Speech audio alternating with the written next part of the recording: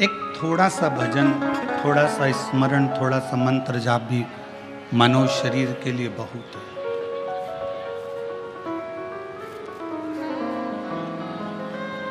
एक प्रसंग शिव महापुराण में आता है कि एक बार देव ऋषि नारद को अपनी विद्वत्ता का अभिमान आ गया।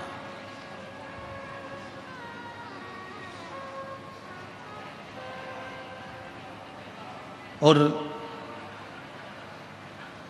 जब देव ऋषि नारद को अपनी विद्वत्ता का अहंकार आया, देव ऋषि नारद ने भगवान नारायण से जाकर कहा कि जितना मैं भगवान का भजन करता हूं, इतना संसार में रहने वाला कोई व्यक्ति आपका भजन नहीं करता। जितना मैं मंत्र जाप करता हूं, उतना कोई मंत्र जाप नहीं करता। जितनी बार मैं आपका नाम लेता हूं, उतना नाम शायद कोई भी नहीं लेता। भगवान विष्णु ने कहा, हो सकता है कि आपका मंत्र जाप प्रबल हो, आप श्रेष्ठ हो, मना नहीं।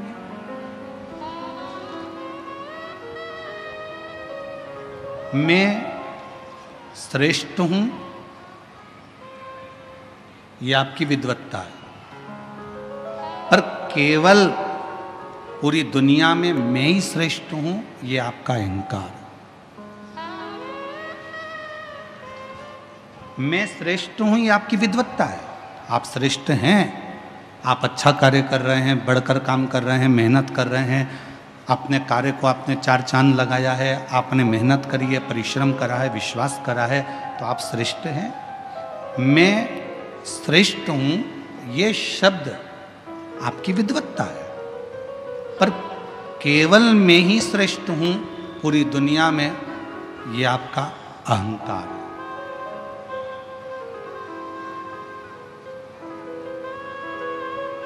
शिव महापुराण की कथा तो यहाँ तक कहती है, आप अगर भगवान की पूजन कर रहे हो, दान कर रहे हो, भजन कर रहे हो, स्मरण कर रहे हो, तो भी भगवान के सामने इतना जरूर कहना, प्रभु मेरे हाथों को ऐसा बना कर रखना कि मैं ये दान, ये धर्म, ये पुण्य करता रहूं, और तेरे हाथ की छाया मेरे सिर पर ऐसी बना कर रखना कि मेरा भंडार भरा रहेगा, तो मैं दोनों हाथों से ये लुटाता चलूं।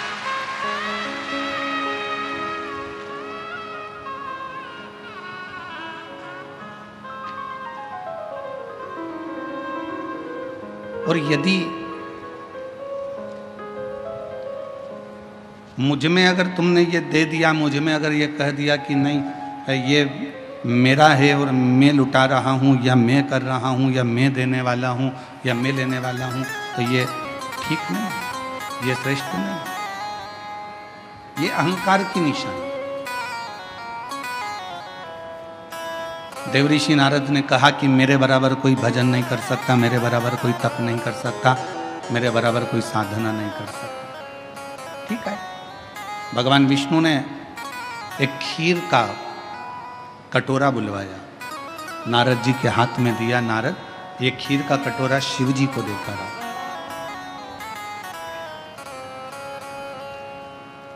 अब नारद जी से कहा कि शिव देवाधिदेव महादेव जी के पास में ये खीर का कटोरा लेकर जाओ, परंतु इसकी खीर एक बूंद भी नीचे नहीं गिरना चाहिए, नहीं गिरेगी। खीर का कटोरा लेकर नारद जी चले, धीरे धीरे धीरे धीरे भगवान शिव जी के पास पहुंचे और ले जाकर दे दिया। नारद जी ने कहा, आपने मेरा उत्तर नहीं दिया भगवान विष्णु से कि पूरी दुनिया में मैं श्रेष्ठ हूं, मेरे बराबर कोई भजन नहीं कर सकता, मेरे बराबर कोई कीर्तन नहीं कर सकता, मेरे बराबर कोई मंत्र जाप नहीं कर सकता, मेरे बराबर कोई नाम जाप नहीं कर सकता।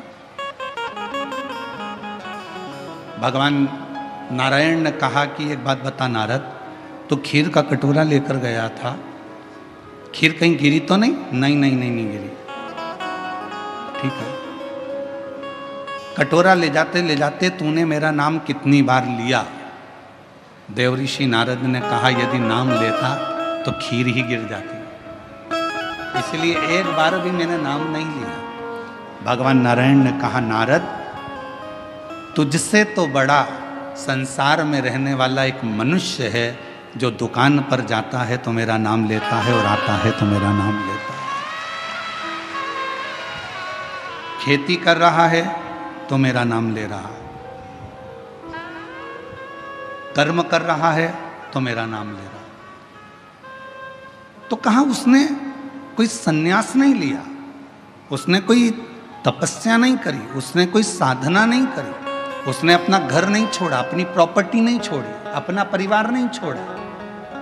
भगवान नारायण ने कहा, नारद पूरी लिस्ट उठाकर देखना, जिन्होंने घर छोड़ा उनको परमात्मा बहुत मुश्किल से मिला।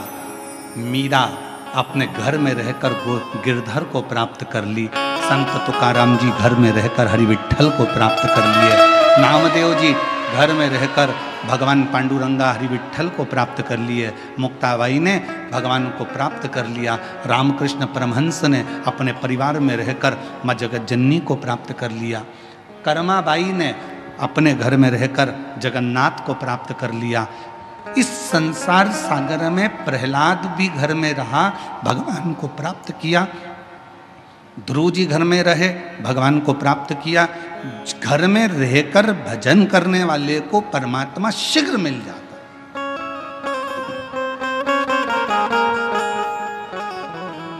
अब तुम्हें भटकना नहीं। और फिर निवेदन करूं मेरी बेजापुर की जीजियों से और मेरे जीजाओं से, मेरी बेटियों से, बेटाओं से, मेरी माताओं से, मेरे पिता तुल्य भाऊ से निवेदन करता हूं, कोई तुमसे कह दे कि तुम अपना घर छोड़ दो, बिल्कुल मना कर देना, मैं नहीं छोड़ सकती। कोई को तुमसे कह दे तीर्थ में जाकर बैठ जाओ, हाथ जोड़कर कहना मेरे बस की बात नहीं है, मैं तो घर में रहकर भगवान को एक लोटा जल चढ़ा लूंगी और मेरा बाबा मेरे पर कृपा कर देगा, बस इससे ज्यादा कुछ नहीं। घर में अगर बुजुर्ग माता पिता हैं, आप उनकी सेवा करो, मेरा शिव कृपा करेगा। महाराष्ट्र की भूमि पर भगवान पांडुरंगा हरि विठ्ठल का स्वरूप ये बताता है कि पौंडलिक ने अपने माँ बाप की सेवा करी और भगवान हरि विठ्ठल ने आकर दर्शन दिए। आप अपने माता पिता की सेवा करो, परमात्मा आपके सामने होंगे। भूखे को भोजन, प्यासे को पानी, जय बाबा बर्फानी।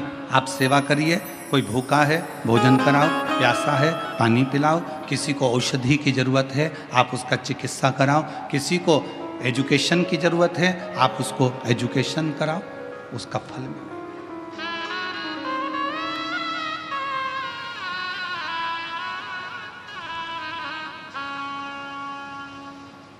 जरूरी नहीं है कि आप किसी व्यक्ति को कोई धन दोगे तो दानी कहलाओगे।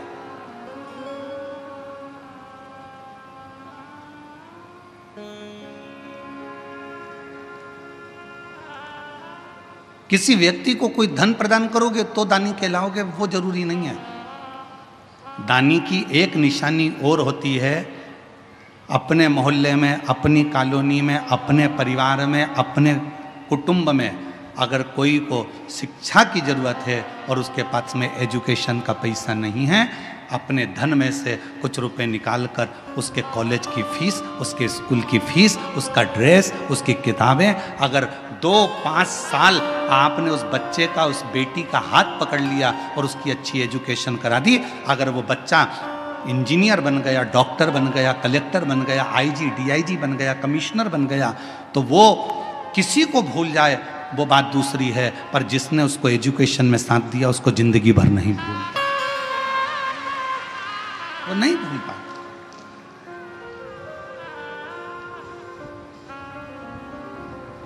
और हम अपनी व्यासपीठ से कई बार कह चुके, हमारे पास में हमारे माता पिता, हमारे पिताजी चने का ठेला लगाते थे, नहीं था धन। हम 5 भाई बहन का परिवार, पिताजी चने का ठेला लगाते, उसमें भी उनकी आंखों में मोतियाबिंद हो गया था, दिखता नहीं था, ठेला खड्डे में निकल जाता था तो पूरा चना जमीन पर ढुल जाता था। हमारी माँ दौड़ कर जाती थी, चने का पूरा ठेला बीनती, वापिस रखती, घर पर लाकर उसको फिर छांटती, फिर ठेले पर रखती, फिर वो बिकने के लिए जाती। एजुकेशन करने के लिए पैसा नहीं था, पर हमारे एक अग्रवाल परिवार में एक हमारे मित्र थे, रितेश अग्रवाल शामू, उसके कपड़े पहनकर हम स्कूल चले जाते थे। उनकी किताबों से हमने अध्ययन किया, तब जाकर कॉलेज तक पहुंचे।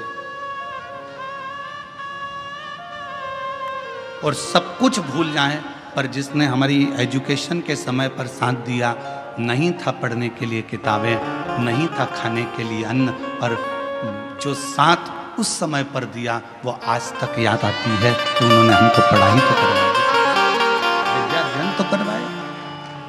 एक एजुकेशन। और हम फिर कहेंगे, आप अपनी बेटी को दहेज देते हो, कितना देते हो, हमें उससे मतलब नहीं है। आप अपनी बेटी को कितना दहेज दे रहे हो, गाड़ी दे रहे हो, बंगला दे रहे हो, क्या दे रहे हो, हमें उससे मतलब नहीं है। पर शिव महापुराण की कथा में हिमालय राज ने अपनी बेटी पार्वती का कन्यादान में कोई दहेज नहीं दिया था।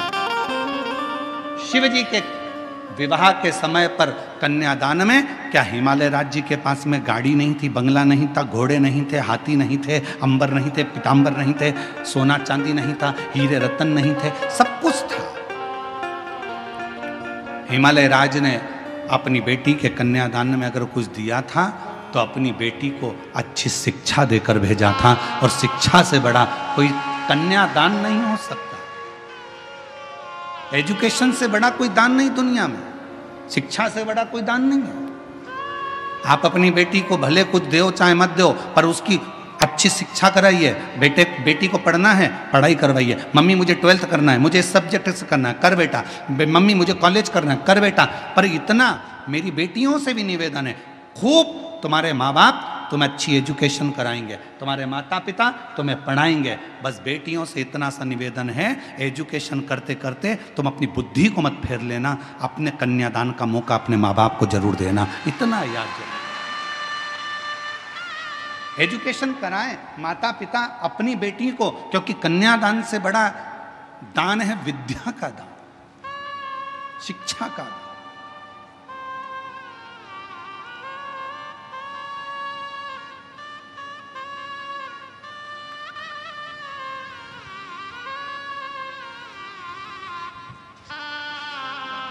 कभी हमारे सीहोर में विठले सेवा समिति के पास जाकर देखना, आप लोग जो दान करते हो उनके पास का जाके एक रजिस्टर देखना, जिस रजिस्टर में केवल मध्य प्रदेश के नहीं पूरे भारत के कई बच्चे ऐसे हैं जिनकी कॉलेज की फीस, जिनकी स्कूल की फीस, जिनकी किताबें, जिनके ड्रेस विठले सेवा समिति हर साल दिलवाती है और हर साल फीस जमा करके उनको पढ़ाती है,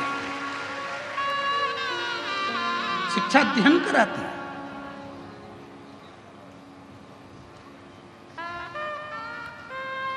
विद्या मत दो किसी को कुछ, आपका धन अपने पास में रखो, मना नहीं, पर उस धन का सदुपयोग करो।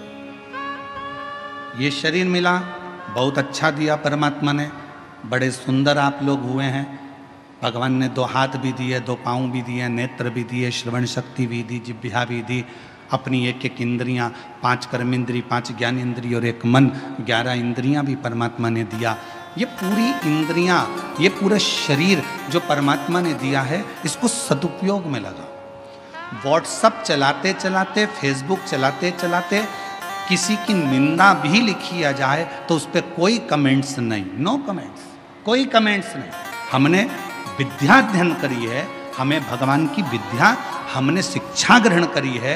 हमारी शिक्षा में ये नहीं सिखाया जाता कि कोई फेसबुक पर किसी की बुराई करे और तुम उसमें कमेंट्स करो, ये हमारी शिक्षा नहीं बताती। हमारी शिक्षा तो ये बताती है कि जहाँ कोई अच्छा व्यक्ति चल रहा हो उसके पथ के पीछे चलो तो अपन भी मंजिल तक पहुँच जाते हैं। ये हमारी शिक्षा कहती है, ये हमारी विद्या कहती है।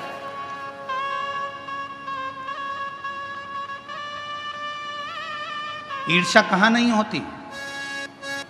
कई लोग कहते हैं महाराज जी कलयुग बड़ा बेकार है। हमने कहा कलयुग से अच्छा तो कुछ भी नहीं है। कई लोग कहते कलयुग बड़ा बेकार है। हमने पूछा कलयुग में क्या हो गया? इतने गंदे लोग दिन भर एक दूसरे को गालियां बकते, अपशब्द कहते, ताना देते, दिन भर जलते, ईर्ष्या रखते। हमने कहा ठीक है, अब तो ये तो तुमने कह दिया कलयुग में हुआ, अब सतयुग का निकालो।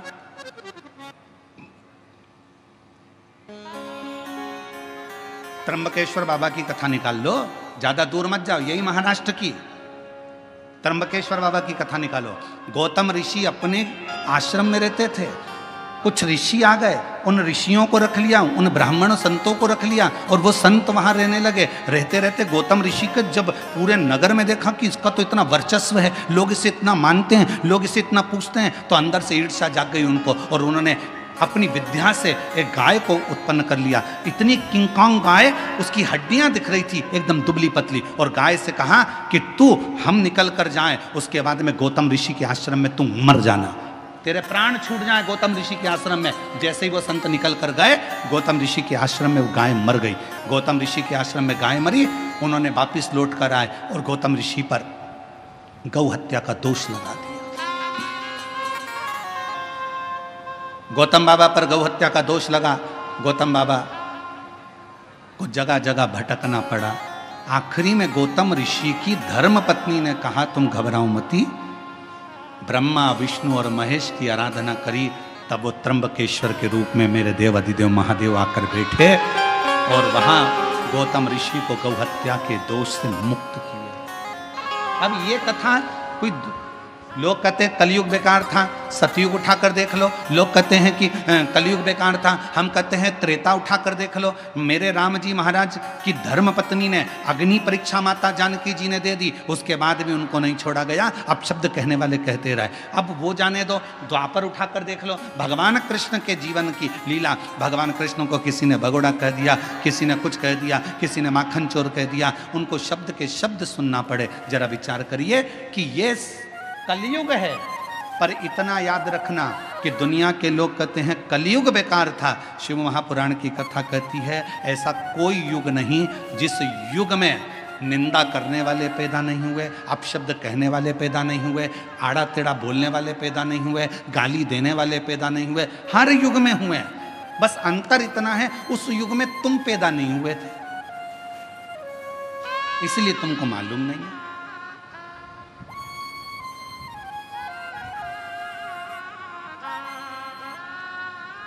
और बची कुची हो तो एक कथा और स्मरण कर लो। भगवान शंकर की नृत्य करती हुई नटराज की मूर्ति किस किस ने देखी है? फोटो या मूर्ति कभी मोबाइल पे या कहीं देखा है? हाथ तो उठाओ जरा, सबने देखा है, रख लो।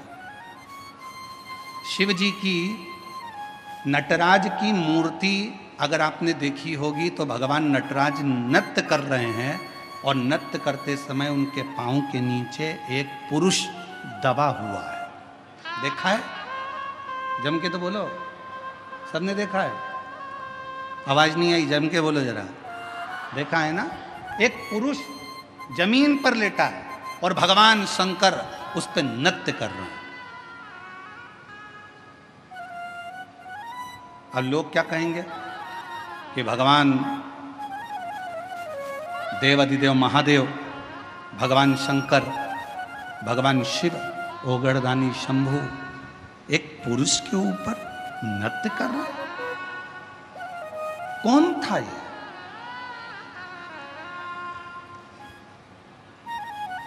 शिव महापुराण की कथा ने कहा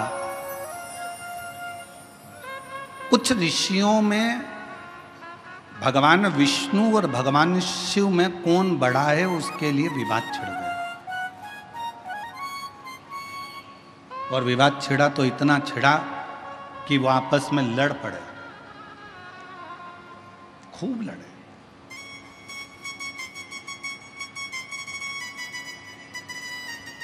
इतनी लड़ाई हो गई ऋषियों में, आखिरी में निर्णय ये निकला कि भगवान विष्णु ही श्रेष्ठ हैं। उनकी बुद्धि में ये बैठ गया और उन्होंने शंकर जी को निंदा करना प्रारंभ कर दिया। अब वो शिव जी को व्यर्थ समझने लगे। अब जब भगवान शंकर को व्यर्थ समझने लगे तो ऋषियों के मन में आया कि कुछ भी हो, अगर ये शंकर भगवान को व्यर्थ समझ रहे हैं, उनकी निंदा कर रहे हैं, उनके लिए अपशब्द बोल रहे हैं, तो ऋषियों ने एक पुरुष को प्रकट करा। उस पुरुष का नाम था अपस्मार। जो शिवजी के नटराज की मूर्ति के नीचे जो पुरुष सोया रहता है उसका नाम है अपस्मार। क्या नाम है? जम के बोलो, अपस्मार। फिर से बोलो, अपस्मार। एक पुरुष उत्पन्न किया और पुरुष उत्पन्न कर कर उस पुरुष को आज्ञा दी, जाओ जाकर देवादिदेव महादेव को समाप्त कर दो। अब उन ऋषियों को समझाए कौन? जिसके अधीन स्वयं काल हो, जो स्वयं कालो का भी काल महाकाल हो, उसे कौन समाप्त करेगा? कौन मारेगा? कहा, ए अपस्मार पुरुष, तुम्हें जाकर भगवान देवादिदेव महादेव का संहार करना है, उनको समाप्त करना है। अपस्मार पुरुष ऋषियों की वाणी को सुनकर, क्योंकि ऋषियों ने उसको प्रकट करा था, उनकी वाणी सुनकर चल दिया देवादिदेव महादेव को मारने के लिए। जो धाम पर पहुंचा तो शंकर और पार्वती मैया बैठे हुए थे। अपस्मार मुनि उस पुरुष ने, अपस्मार पुरुष ने जैसे ही शिव और पार्वती जी का दर्शन किया, दर्शन करते से ही उसकी आंख में से आंसू बहने लगे, नेत्रों से नीर बहे।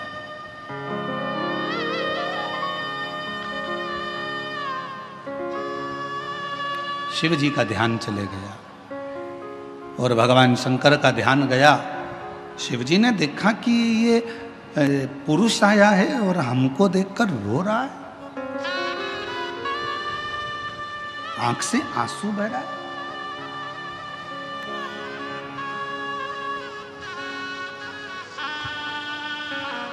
शिव जी ने ध्यान लगाकर देखा कि ये है कौन। शंकर भगवान ने जो ध्यान लगाया तो पार्वती से कहा, पार्वती, भगवान विष्णु और मुझ में भेद करा ऋषियों ने, और भगवान नारायण को श्रेष्ठ मानकर मेरे लिए अपशब्द कहकर मुझे मारने के लिए इस अपस्मार पुरुष को भेजा गया। इस पुरुष को मेरे पास भेजा गया, मार। पार्वती जी कहती हैं, पर ये रो क्यों रहा?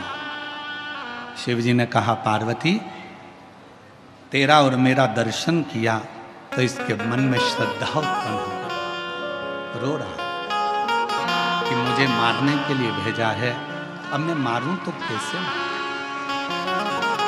मुझे मैं मारूं तो कैसे मारूं? विचार किया। फिर शिवजी ने ध्यान लगाया कि शरण में आया है, मुझे देखकर अंदर श्रद्धा उत्पन्न हुई है, भले इसको मेरे को मारने के लिए भेजा, पर मेरा फर्ज है इसका कल्याण करना। शिवजी ने नृत्य करना प्रारंभ कर दिया और शंकर भगवान ने जो नाचना प्रारंभ करा, वो अपस्मार पुरुष ने देखा कि मैं क्या करूं। अगर जब हम भगवान का दर्शन कर लेते हैं, स्मरण कर लेते हैं, तो हमारी चित्त वृत्ति में बैठ जाता है कि मैं भगवान के चरण पकड़ लूं। नृत्य करते समय जैसे ही भगवान ने अपना एक पांव ऊपर करा, उसी समय पर अपस्मार पुरुष ने शिवजी का चरण पकड़ना चाहा। शिवजी का चरण छुआ, जमीन पर सो गया। भगवान शंकर उसी पर नृत्य करते रहे और उसके अंत में प्राण छूट गए। क्यों? क्योंकि शिव पुराण की कथा कहती है उस अपस्मार पुरुष ने भगवान के चरणों को पाना था और शिव के चरणों में ही प्राण त्यागना थे। ये विचार कर, ये विचार। और हम तो बाबा के भरोसे चलते हैं, हम तो बाबा के भरोसे चलते हैं, ये दुनिया वाले जलते हैं, ये दुनिया वाले जलते हैं, हम तो बाबा के भरोसे चलते हैं, डमरू वाले के भरोसे चलते हैं, ओ घड़दानी के भरोसे चलते हैं, काशी वाले के भरोसे चलते हैं। उस अपस्मार पुरुष जमीन पर सो गया और भगवान शिव के चरण के प्रहार से आखिरी में उसके प्राण छूटे। असुर था, शिव को मारने के लिए आया था। कोई दूसरे ने पैदा नहीं करा था उसको, ऋषियों के क्रोध ने, ईर्ष्या ने उसको जन्म दे दिया था।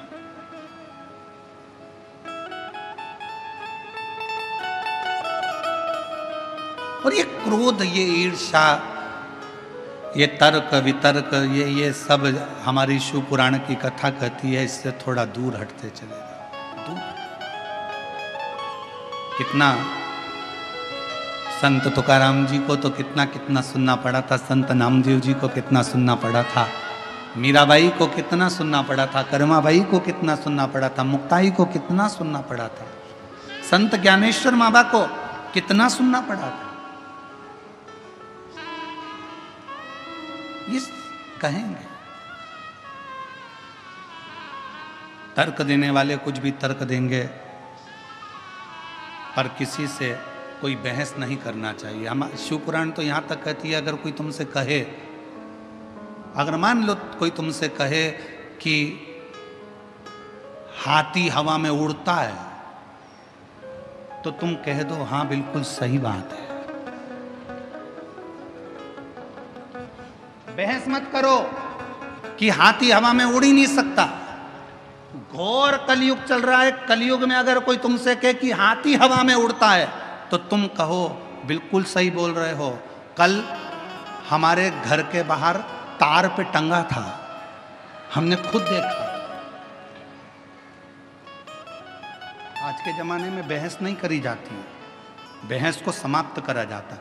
कोई तुमसे कहे हाथी उड़ता है, बिल्कुल सही है। कल हमारे घर के बाहर तार पे से निकल कर जा रहा था, ऐसा कूद रहा था, हमने खुद अपनी आंखों से देखा। अगर तुम कह दो नहीं साहब हाथी तो हवा में उड़ता ही नहीं है, नहीं साहब हवा में उड़ ही नहीं सकता है, तो उसको बहस करना पड़ेगी, समझाना पड़ेगा। आज के व्यक्ति को समझाना सबसे कठिन काम। ज्ञानी को समझाया जा सकता है, अज्ञानी को समझाया जा सकता है, पर जिसके अंदर अभिमान भरा होता है उसको समझाना दुनिया का सबसे कठिन काम। ज्ञानी को समझाना सरल है, अज्ञानी को समझाना सरल है, पर अभिमानी को समझाना कठिन है। इसलिए कोई तुमसे कहे हवा में हाथी उड़ता है, तो क्या कहोगे? उड़ता है।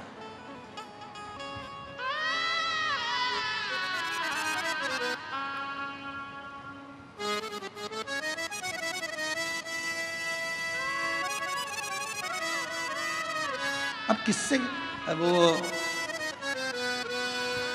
हमारे वो आशीष की लड़की है अविका, तो वो एक बार हम उसके पास में बैठे तो ऐसे वो गेम खेल रहे थे, हवाई जहाज उड़, कागज उड़, कपड़ा उड़,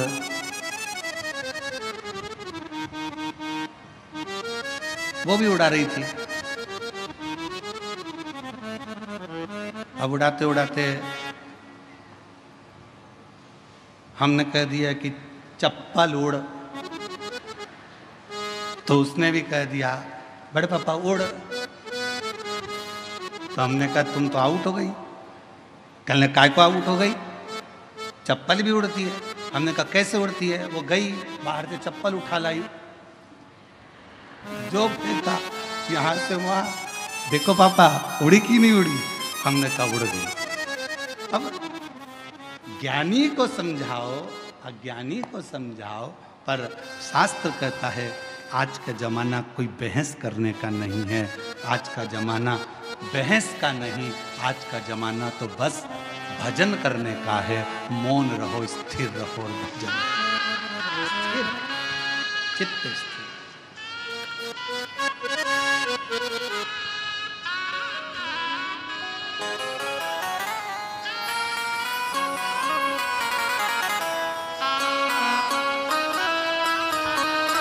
और जितना स्थिर रहकर भगवान की भक्ति में डूबोगे उतना सुख प्राप्त होगा, उतना सुख।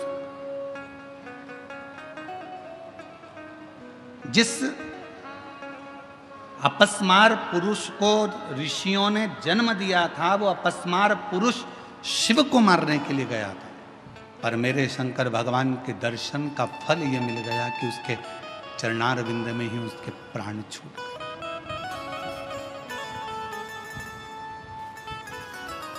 एक दर्शन का सुख है।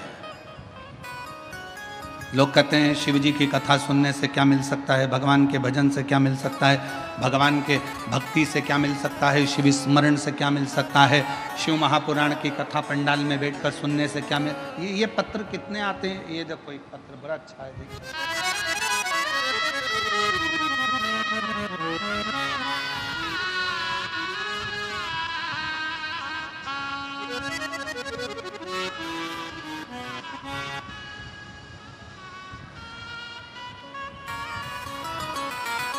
मेरा नाम श्रीमती सविता सदाशिव चंद्र है।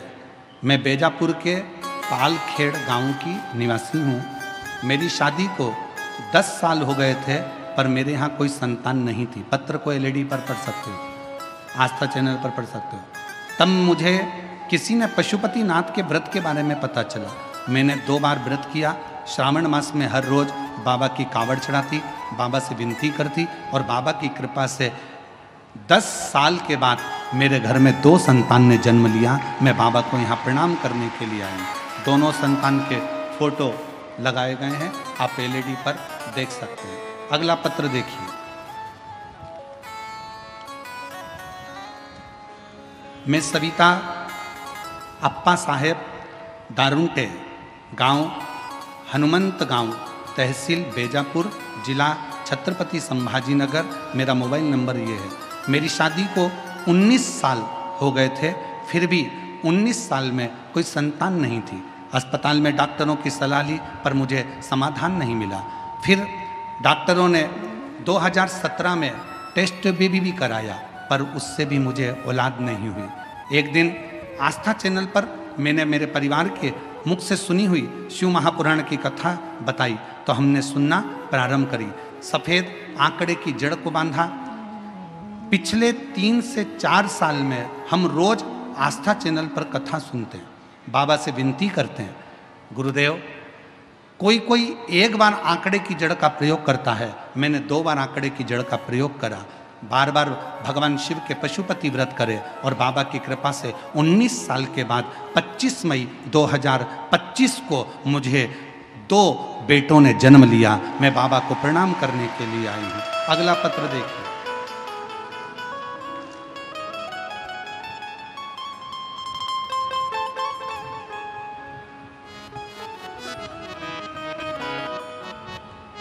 मैं नंदिनी आहेर, पाराला, तहसील बेजापुर, जिला छत्रपति संभाजीनगर की रहवासी हूँ। मेरी जेठानी की शादी को 20 साल हो गए थे, लेकिन उन्हें कोई संतान का सुख नहीं था। तब हमने उनको बताया, जेठानी को, दीदी आप शिव महापुराण की कथा सुना करो और सफ़ेद आंकड़े की जड़ का प्रयोग करो।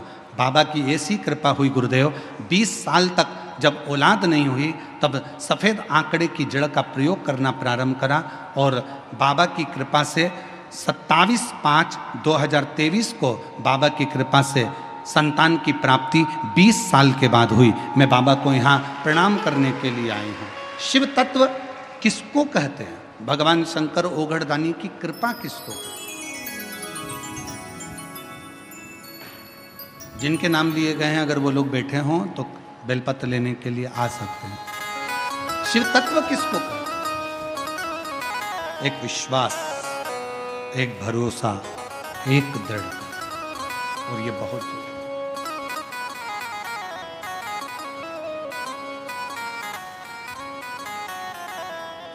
जो जैसी भावना लाया वो वैसा ही फल पाया, नहीं खाली उसे लौटाया, वो मन ही मन हर्षाया। जो जैसी भावना लाया वो वैसा ही फल पाया, नहीं खाली उसे लौटाया, वो मन ही मन हर्षाया। और कर दिया मारा माल काशी वाले ने, लुटा दिया भंडार काशी वाले ने। कर दिया मारा माल काशी वाले ने, लुटा दिया भंडार काशी वाले ने। भगवान शंकर की करी हुई भक्ति जिंदगी में कभी खाली नहीं जाती, कभी नहीं। शिव की करी हुई उपासना कभी खाली नहीं जाती। जो जैसी भावना लाया वो वैसा ही फल पाया, नहीं खाली उसे लौटाया, वो मन ही मन हर्षाया। और कर दिया 20 साल के बाद हुआ है, एक बार जोरदार ताली बजाएं। वाले ने, लुटा दिया भंडार काशी वाले ने, लुटा दिया भंडार काशी वाले ने। कर दिया माला माल काशी वाले ने। जो जैसी भावना लाया वो वैसा ही फल पाया, नहीं खाली उसे लौटाया, वो मन ही मन हर्षाया। और कर दिया मारा माल काशी वाले ने, लुटा दिया भंडार काशी वाले ने। जिसने अपनी अवस्था में एक बार भी शिव की आराधना करी है। यहाँ जितने लोग शिव महापुराण की कथा में बैठे हैं, मैं भगवान देवाधिदेव महादेव की इस पुराण पर पूर्ण भरोसा कर कर कह सकता हूँ कि आपके माता पिता ने, आपके घर के बुजुर्गों ने जरूर शिव जी की आराधना करी होगी, और उन्हीं की कृपा से आप यहाँ शिव महापुराण की कथा में। और यदि आपके घर में भगवान देवाधिदेव महादेव ने जमीन दी, जायदाद दी, पत्नी दी, बच्चे दिए, परिवार दिया, अच्छा घर दिया, कुटुंब दिया, तो समझ लेना तुम्हारे माता पिता में से किसी न किसी ने शंकर की आराधना, शिव का मंदिर या शिवालय या शंकर के कोई भक्त जाते हों तो उनको पानी पिलाया हो, भोजन कराया हो, उसका फल इतना रहता है कि घर में से भंडार कभी खाली नहीं होता है, बढ़ता। आज हम संचेती परिवार को बहुत बहुत धन्यवाद देते हैं, श्री जीवनलाल जी को, श्री रविंद्र कुमार जी को, श्री विशाल जी को। ये शिव की उदारता है। और हम विशाल जी को बहुत साधुवाद देते हैं कि ये भगवान शंकर की बड़ी करुणा कृपा।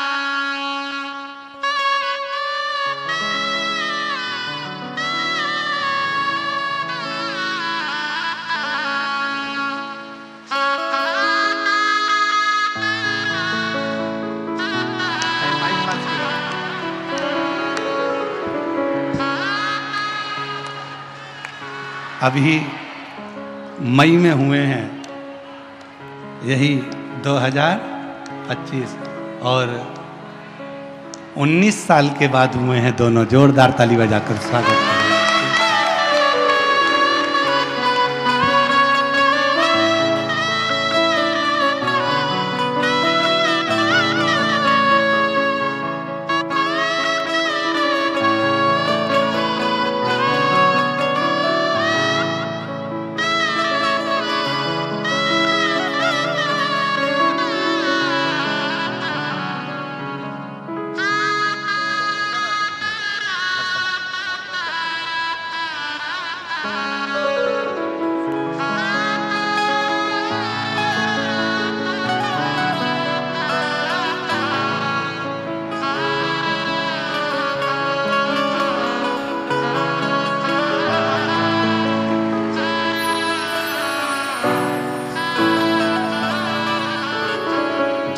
जैसी भावना वो वैसा ही फल पाया, नहीं खाली उसे लौटाया, वो मन ही मन हर्षाया, और कर दिया माला माल काशी वाले, उठा दिया भंडार काशी वाले ने। ये कथा करते करते तो हमको ऐसा लगता है कि भारत सरकार थोड़े दिन में हमारे पास में पत्र भेजेगी कि तुम वंश की वृद्धि कराते जा रहे हो, हम रोकने का काम कर रहे हैं, और तुम 2 बार पशुपति व्रत, 2 बार सफेद आंकड़े की जड़,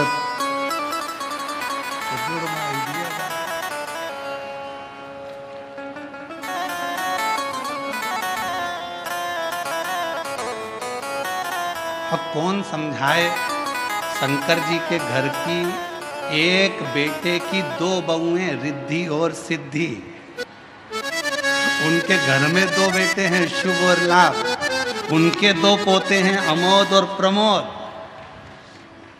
शिव जी के 2 पुत्र श्री गणेश और कार्तिकेय, तो उसके यहाँ भी 2 का क्रम चलता आ रहा है, इसलिए वो अपने भक्तों को जरा छप्पर फाड़ कर देता है। देवता देते हैं पल्ला झाड़ कर और महादेव देता है छप्पर फाड़ कर। वो शिव है, ओगटी है, शंभू है। अभी इसमें बहुत, अगर हम आपको अगर ये पत्र दे नीचे और आप अगर छाटोगे तो इसमें बच्चों के पत्र इतने सारे हैं, और उसमें सबसे ज्यादा हैं जुड़मा वाले।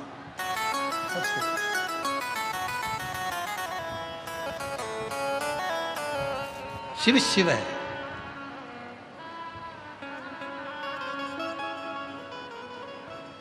शंकर शंकर, ओगड़दानी ओगड़दानी।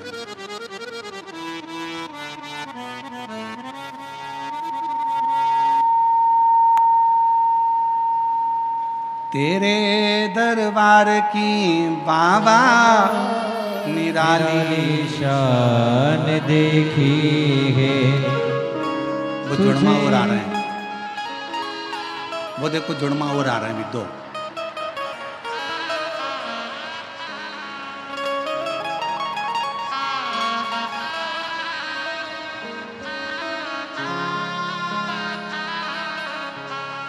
तेरे दरबार की बाबा निराली शान देखी है, तुझे देते नहीं देखा, पर झोली भरी देखी है।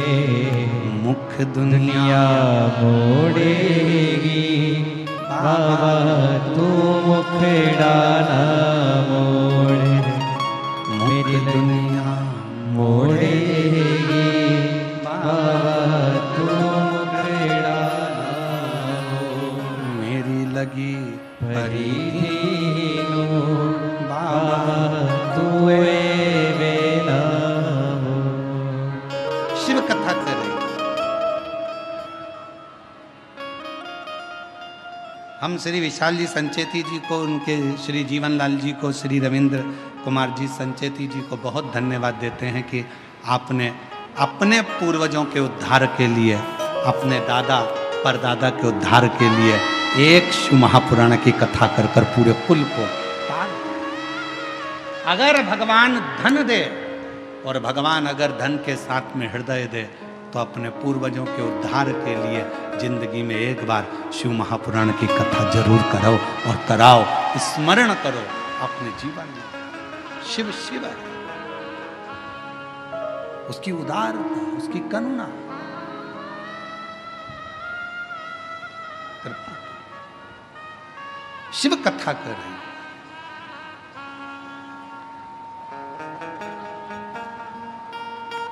तारकासुर, जिस तारकासुर के 3 बेटे हैं, तारकाक्ष, विनुमाली, कमलाक्ष की,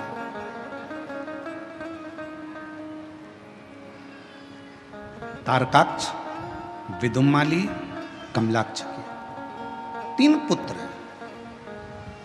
और जिस समय पर तारकासुर के प्राण छूटने का समय आया, तारकासुर को मारने का समय आया, षडानंद कार्तिकेय जी महाराज का जो प्रागट्य हुआ मां गंगा की 6 धार से, कृतिकाओं ने पालन करा तो नाम कार्तिकेय जिनका पड़ा।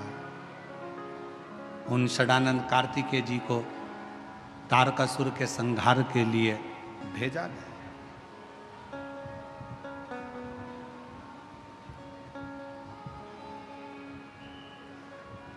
तुम जाओ, इस तारकासुर का संहार करो।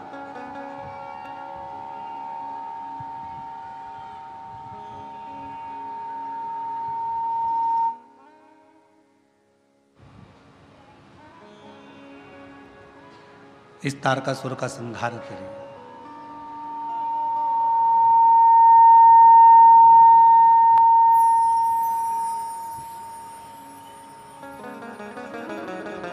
षडानंद कार्तिकेय जी जाने लगे।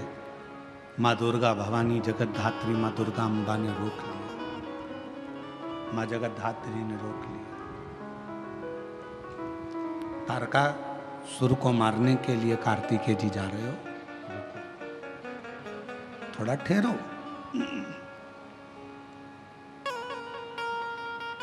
माँ अम्बा ने कहा कि तारकासुर ब्रह्मा जी से एक वर मांगा था, अगर मैं मरूं तो शिव जी के पुत्र के द्वारा मरूं। कार्तिकेय, तारकासुर तुम्हारे द्वारा मरेगा ये निश्चित है, पर बात ऐसी है कि तारकासुर ब्रह्मा जी को कष्ट दिया, सबको कष्ट दिया, पर तारकासुर ने कभी शंकर को कोई कष्ट नहीं दिया। और ये बात हम पहले भी कथा में कह सकें कि शिव जी का संसार में देवता हो, असुर हो, गंधर्व हो, साच हो, किन्नर हो, गंधर्व हो, तारकासुर जैसे कोई भी असुर हो, मेरे शंकर भगवान का दुनिया में कोई द्रोही नहीं है, शिव जी का कोई दुश्मन नहीं, शिव का कोई दुश्मन नहीं। और आपका और हमारा भी जगत में कोई दुश्मन नहीं है,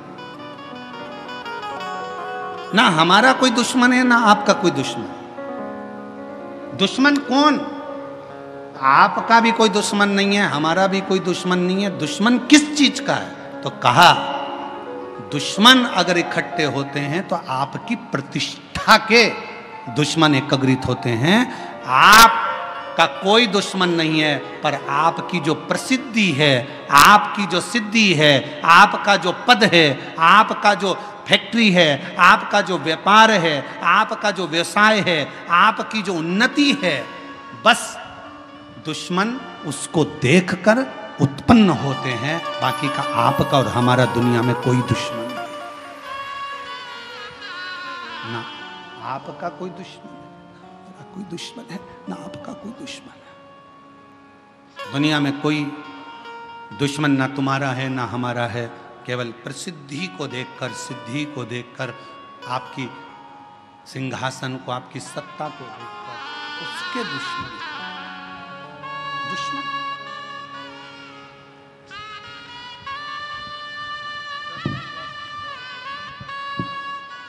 10 साल के बाद हुए। एक बार जोरदार ताली बजाएं दोनों।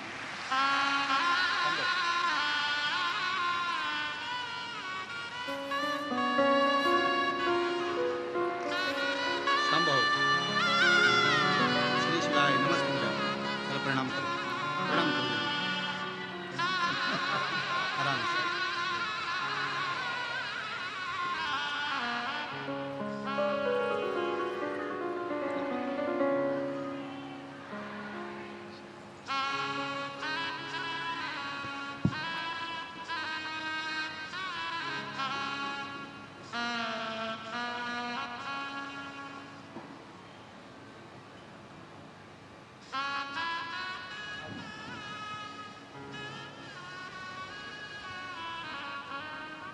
जिस पर भी हो गई तेरी कृपा करुणा वो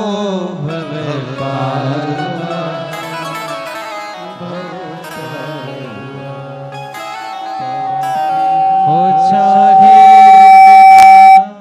उसका भी बाबा उद्धार हुआ, उद्धार गिद्ध अजामिल गणिका जैसे तेरे मन को भाई जरा सी हम पर कर दो, जरा सी हम पर कर दो। तेरी कृपा का क्या है भरोसा कब किस पर हो जाए, जरा सी हम पर कर दो, जरा सी हम पर कर दो।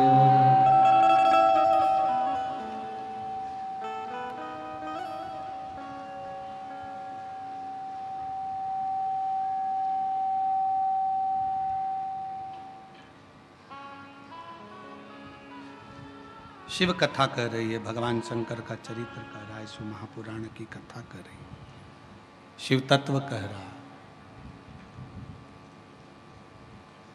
कोई दुश्मन नहीं। माँ के गर्भ से जब जन्म लिया था, आपका और हमारा कोई दुश्मन नहीं था। आपकी और हमारी प्रसिद्धियां जब बहुत आगे बढ़ बढ़कर अगर कोई कार्य करता है तो लोग उससे भी ईर्ष्या करने लगते हैं। ईर्ष्या। पर क्या सोचना, एक हंस और एक कौवा, दोनों में अंतर होता है। हंस और कौवे में बहुत अंतर होता है। हंस किसी को देखकर अगर सरोवर के तट पर कोई आ जाए, या कोई पशु आ जाए, पक्षी आ जाए, मनुष्य आ जाए, गंधर्व आ जाए, देवता आ जाए, जलचर आ जाए, हलचर आ जाए, कोई भी अगर वहां आ जाता है तो हंस कभी चिल्लाता नहीं।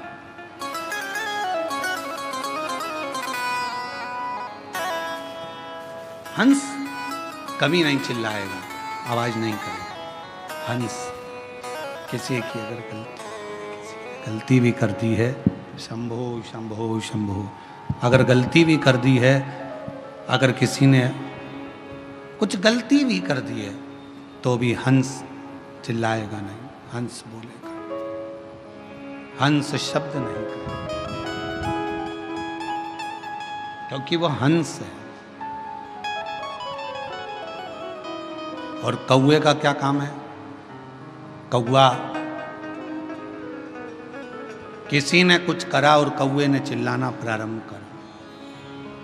दो तरह के मनुष्य होते हैं। एक हंस स्वभाव का होता है, किसी की बुराई देखकर भी उसकी बुराइयों को सामने नहीं कहता। इस शिव महापुराण की कथा में से ये सीख लो, बहू अगर गलती कर रही है तो उसको एकांत में ले जाकर समझाओ, बेटा तुमने ये गलती करी। बेटे ने गलती करी है तो उसको एकांत में ले जाकर समझाओ। कि तुमने गलती करी। भाई गलती करे उसको एकांत में ले जाकर समझाओ कि तुमने ये गलती करी। देवरानी जेठानी कोई गलती करे तो एक दूसरे को एकांत में ले जाकर समझाया जाए कि तुमने ये गलती करी है। सबके सामने न बहू को चिल्लाइए, सबके सामने न सास को चिल्लाइए, सबके सामने न भाई को चिल्लाइए, सबके सामने किसी को मत चिल्लाइए। क्यों? अगर आप आज अपनी बहू को सबके सामने चिल्लाकर बोलोगे तो वो बहू का सत्कार सबके सामने खत्म हो जाएगा। फिर मोहल्ले के लोग भी उसको चिल्लाकर बात करेंगे, छोटे छोटे बच्चे भी चिल्लाकर बात करेंगे, अपशब्द कहेंगे। पत्नी को भी अगर कुछ कहना है, पत्नी को भी अगर शब्द कहना है तो पति को चाहिए कि उसको एकांत में ले जाकर फिर कुछ बात कहे, किसी के सामने कोई संबोधन ना कहे, कोई संबोधन, एकांत, शांत, चुप, मौन। कल कथा में कहा था गलती किससे नहीं होती? जम के बोलो, किससे नहीं होती है? भगवान से। इंसान से गलती हो रही है तो समझ लेना कि वो इंसान है, गलती का पुतला ही तो मनुष्य है। अगर गलती नहीं करेगा तो फिर तो भगवान बन जाएगा। गलती हो रही है तो इंसान है, गलती नहीं कर रहा तो वो तो भगवान बन गया। और जगत में ऐसे बहुत सारे भगवान घूम रहे हैं, बहुत ऐसे। हाँ, हमने कभी कोई गलती नहीं करी, हम कभी गलती करते ही नहीं है, हमने आज तक जिंदगी में कोई गलती नहीं करी, तो ऐसा व्यक्ति मिल जाए तो सिर पे पल्लू लेके उसके पांव पड़ लो, तू तो भगवान है रे, तू तो देवी देवता है रे, धन्य है जो तूने गलती नहीं करी, धन्य। कल की कथा में था ये प्रसंग। कल की गलती हो रही है, मानव है, मनुष्य है, मानव का शरीर है, करेगा गलती। हंस और कौवे में एक अंतर है, हंस गलती को देखता है तो भी चुप रहकर एकांत में जाकर कह देता है कि तुमने ये गलती करी। हंस कभी चिल्लाकर नहीं कहता, और कौवा एक ऐसा होता है जो कोई गलती करे तो काऊ काऊ काऊ काऊ कर कर कर चिल्ला चिल्ला कर इकट्ठा करेगा, सारे कौवों को इकट्ठा कर लेगा, और वो कौवे भी कुछ नहीं करेंगे, वो भी काऊ काऊ करेंगे। कौवे का काम है कि सबको इकट्ठा करना है, चिल्लाओ काऊ काऊ काऊ करो, इसने ये गलती करी है, चिल्लाना चालू करो। और कौवे का काम है वो चिल्लाता रहेगा, इकट्ठा करेगा, सबको एकत्रित करेगा, और वो कौवे भी चिल्लाएंगे, बहुत चिल्लाएंगे। पर निवेदन है, कौवा मत बनना, हंस के झुंड में जाकर बैठना, थोड़ा समझना समझाना। चलो, अगर किसी व्यक्ति ने गलती करी है तो अपन हंस बनो, उसके पास चलो, बात करो, एकांत में बैठो, समझाओ, कौवे जैसे चिल्लाने का प्रयास ना करो। बहू ने गलती करी है, बेटा तूने गलती कर दी, आज तुझसे ये गलत हो गया, कोई बात नहीं मम्मी, आपने मुझे अकेले में समझाया, अच्छा लगा, माँ हो ना इसलिए समझा रही हो, अच्छा लगा। भाई भाई को समझाए। लंकापति रावण ने विभीषण को लात मारी भरी सभा में, विभीषण ने रावण को समझाया भरी सभा में, गलती दोनों की थी। अगर समझाना था तो अपने भाई के पास एकांत में जाकर बैठता, कहता भैया गलती हो रही है, समझने की बात है, समझो तो सही। पर लात भी मारी विभीषण को तो सबके सामने, और विभीषण समझाने के लिए भी खड़ा हुआ तो सबके सामने। एकांत में अगर समझाता तो रावण थोड़ा न थोड़ा समझ जाता, ऐसा नहीं कि नहीं समझता। पर हम सबकी आदत है, हम पहले पूरे नगर में डोंडी पीट देते हैं, उसने ऐसा करा, देख ले तेरी पत्नी को, देख ले तेरी धर्म पत्नी को, उसने ऐसा कर दिया, उसने वैसा कर दिया। अरे उसके पति को कहोगे मतलब क्या होगा? तुम जाओ एकांत में बैठो, सिर पे हाथ रखो, उसको अपने सिर पर हाथ रखकर बहुत प्रेम से गले लगाकर स्नेह के साथ कहो बेटा तुझसे ही गलती हो गई है। क्यों? क्रोध में जो कहा है वही अगर प्यार से कहा होता तो शायद पूरा घर स्वर्ग बन गया होता, पूरा माहौल सुधर गया प्रेम से। पर महाराज क्या कहें, पहले के समय में लोग बोलते थे तो मोती झड़ते थे। क्या झड़ते थे? मोती। आज के जमाने में लोग बोलते तो मेंढक झड़ते।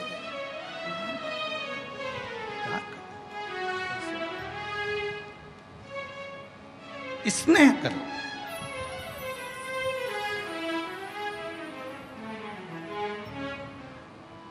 पार्वती जी ने कहा कार्तिकेय से, सुन कार्तिकेय, हे कार्तिकेय, तारकासुर को मारने के लिए जा रहे हैं, मना नहीं, पर तारकासुर के हृदय में तेरे पिता शिव बसते हैं। असुर है वो, राक्षस है वो, पर उसके दिल में शिव बसा है। शंकर उसके हृदय में बैठा है।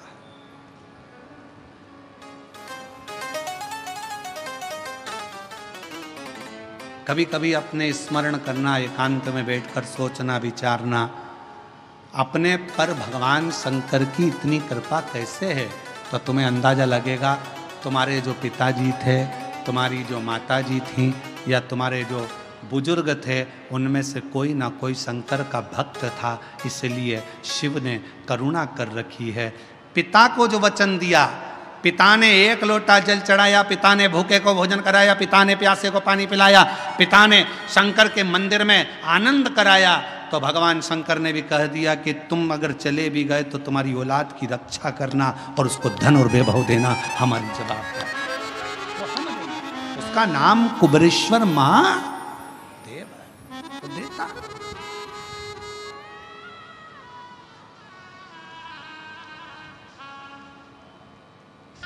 शिव कथा कही और खाली ना जाता कोई दर से तुम्हारे। आप जिस भावना से सम्मुख में आओ, शिव की साक्षी में 1 लोटा जल चढ़ाओ, बेलपत्र की साक्षी रखो, बेलपत्र का स्मरण। कितना सुंदर एक प्रसंग आता है शिव महापुराण का, एक बड़ा रोचक प्रसंग है कि भगवान शिव की भक्ति करने वाली एक स्त्री, अपना पति दूसरे मार्ग पर चले गया था, केवल 1 बेलपत्र का फल उसने बेलपत्र के पत्ते की पूजन कर कर, केवल बेलपत्र के पत्ते की पूजन। क्यों? क्योंकि उसका पति नाराज होता था, क्रोध करता था। मंदिर में पूजन, देवता की पूजन, अर्धांगिनी शंकर जी के शिवलिंग की पूजन, तो पत्नी शिवलिंग की पूजन भी नहीं करती थी, केवल दासी से 1 बेलपत्र का पत्ता बुलवाती थी। उस पत्ते को हाथ में रखकर शंकर का दीदार कर कर उस पत्ते की ही पूजन कर लेती थी, और शिव जी ने उस पर भी करुणा कर दी, उसके पति को सतमार्ग दे दिया।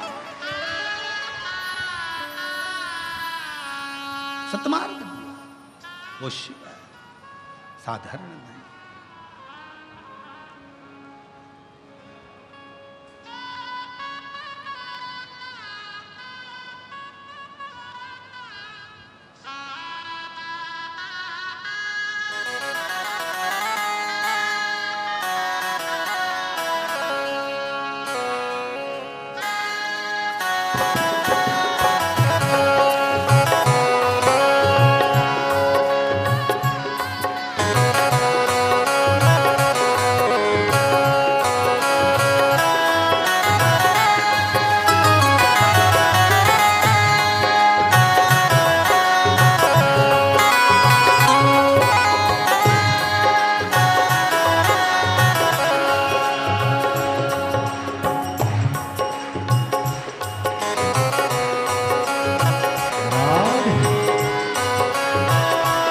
ताली सेवा देते हुए बड़े प्रेम से, हे भोला शंकरा,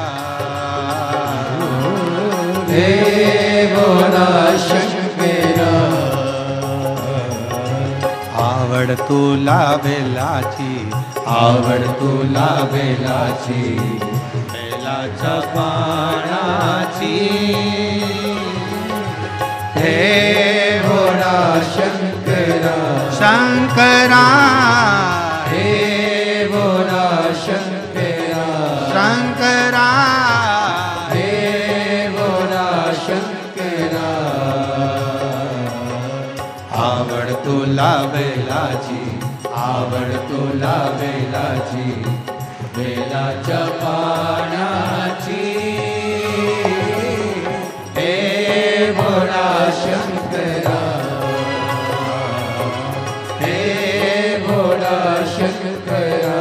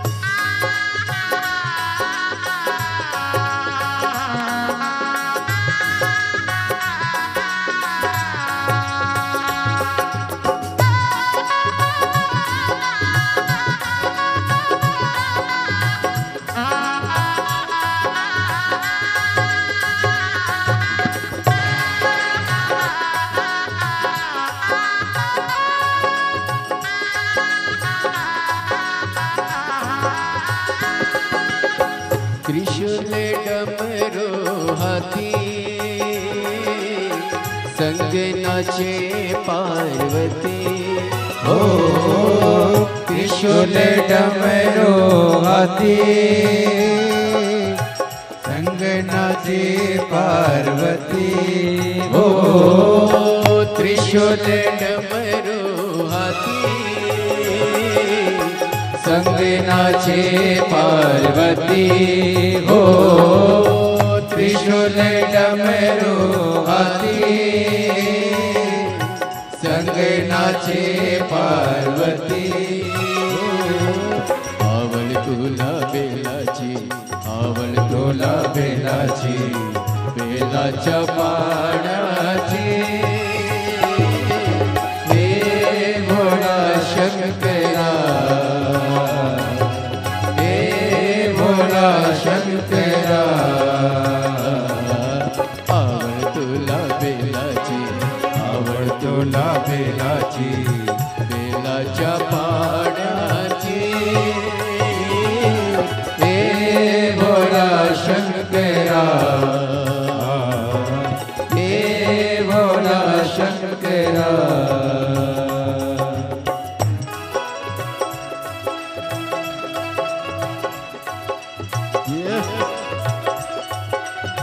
राधे शंभो राधे।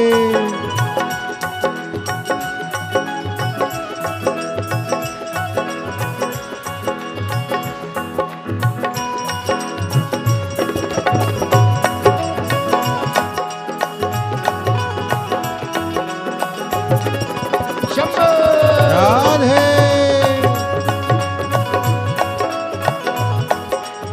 राधे।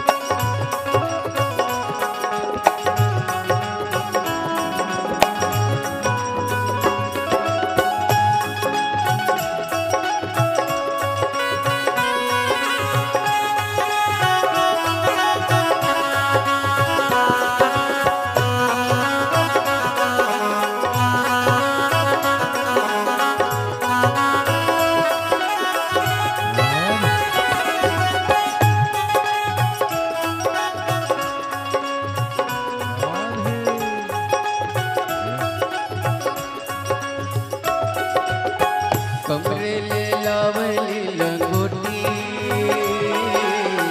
गळते ना गोबडोलती हो। कमरेले लावले लंगोटी गळते ना गोबडोलती हो। कमरेले लावले लंगोटी गळते ना गोबडोलती हो। कमरेले लावले लंगोटी गळते नाव बडोलती। आवळ तुला बेलाची, आवळ तुला बेलाची, बेलाच्या पानाची हे भोळा शंकरा, हे भोळा शंकरा। आवळ तुला बेलाची, आवळ तुला बेलाची, बेलाच्या पानाची हे भोळा शंकरा, हे भोळा शंकरा।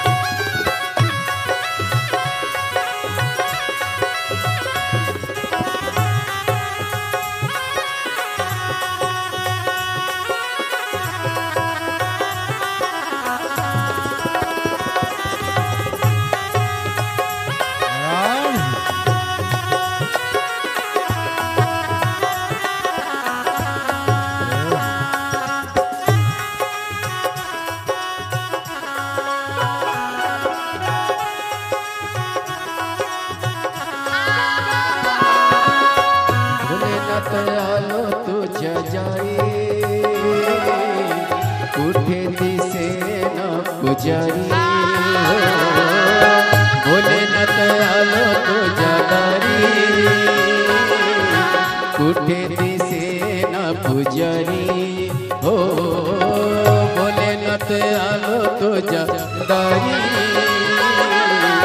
उठे दिसे न पुजारी हो भोलेनाथ आलो तुझ्या दारी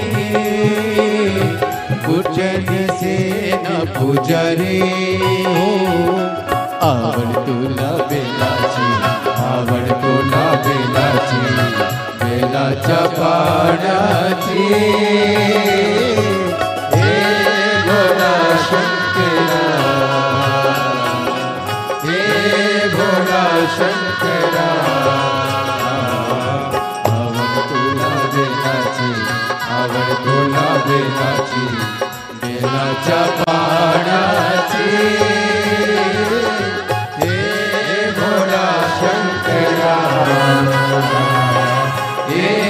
भोला शंकरा शंकरा हे भोला शंकरा शंकरा हे भोला शंकरा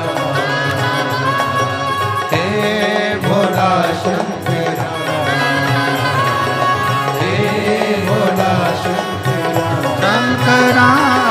हे भोला शंकरा शंकरा हे भोला शंकरा शंकरा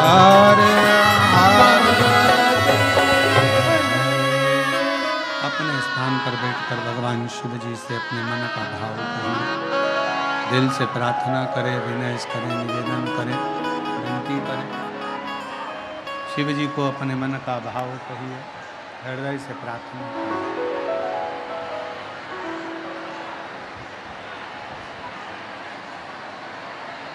जहाँ भी जगह मिले वहाँ बैठ जाएं। थोड़ा भीड़ ज़्यादा है भक्तों का, फिर भी